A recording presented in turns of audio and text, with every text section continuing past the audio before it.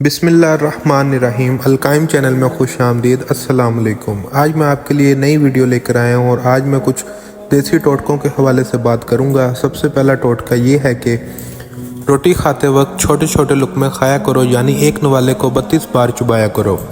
सूरह रहमान को दिन में बार बार सुनने से जिस्म में कैंसर के सेल ख़त्म होने लगते हैं। शाम को प्याज खाने वाले को बवासीर जैसी बीमारी लग जाती है। शाम के बाद चावल खाने से जिस्म में चर्बी तेज़ी से बढ़ने लगती है। अगर आप अपने सर की जुएँ और खुश्की भगाना चाहते हैं तो रोज़ाना चंबेली का तेल लगाएं। ज़्यादा मीठा खाने से चेहरे पर झुर्रियाँ आ जाती हैं। ज़्यादा नमक इस्तेमाल करने से हड्डियाँ कमज़ोर हो जाती हैं। सेब का मुरब्बा दिल को ताकत देता है। उल्टा सोने की आदत तर्क कर दें, वरना दिल की धड़कन रुकने का खदशा हो सकता है।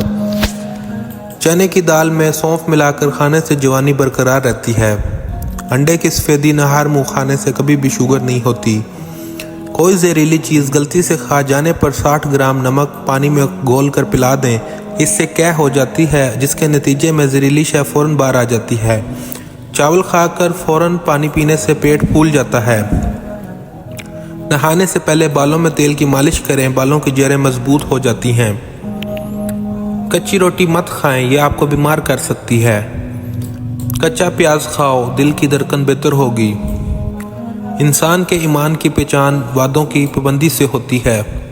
जिनको कमर का दर्द ना ख़त्म होता हो वो तख्त या फर्श पर सोने की आदत बना लें। अगर गुर्दे की पथरी से निजात हासिल करना चाहते हैं तो चावलों का इस्तेमाल कम से कम किया करें। रात को खजूर खाने से मैदा खुश्क नहीं होता और ना ही मैदे का कैंसर होता है। Thank you for watching. Like, subscribe and share my channel अलकाइम टीवी।